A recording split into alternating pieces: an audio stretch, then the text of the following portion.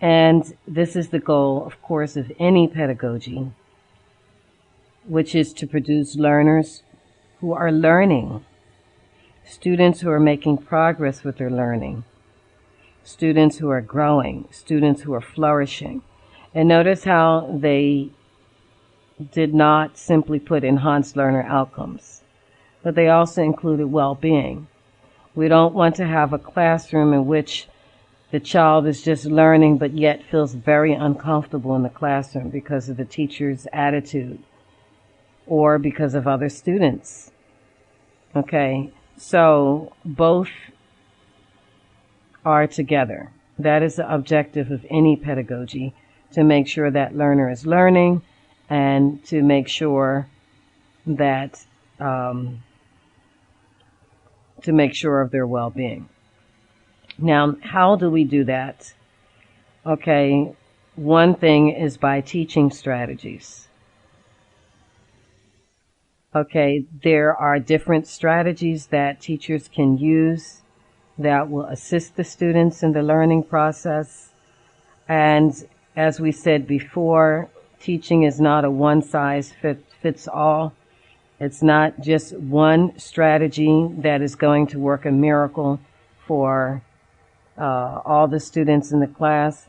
The teacher should do her research and find out what strategies are effective, what strategies have studies to back them up, to say that, look, this is what works in the class and this is what is going to bring the students up from level 1 to level 3.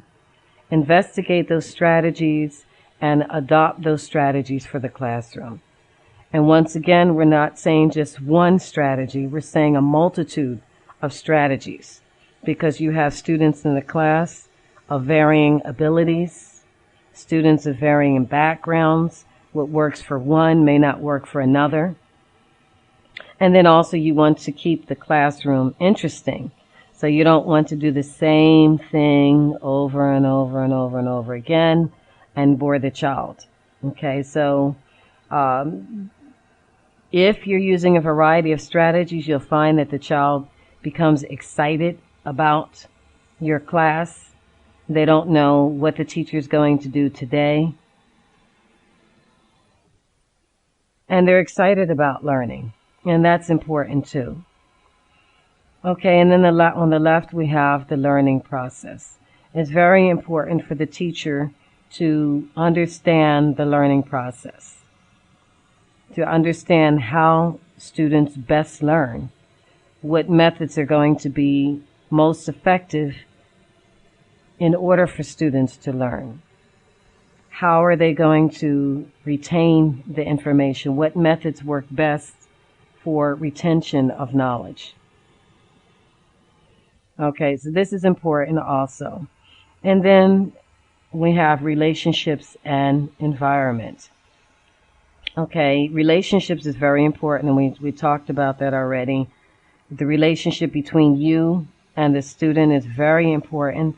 That child needs to know that you do care. There's something called the self-fulfilling prophecy. If that child knows that you are expecting him or her to fail, you look at that child as a stupid child that can't get anything right. You're always yelling at that child and saying, can't you get anything right? Okay, then that child is going to live up to your expectations.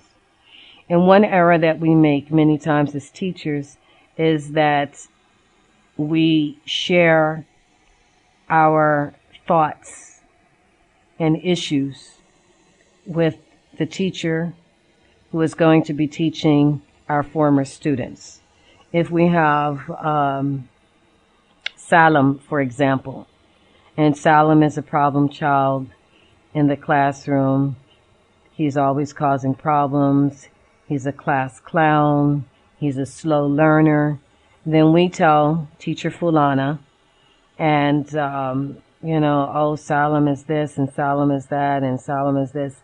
And then when teacher Fulana gets him the following year, she's already expecting him to misbehave.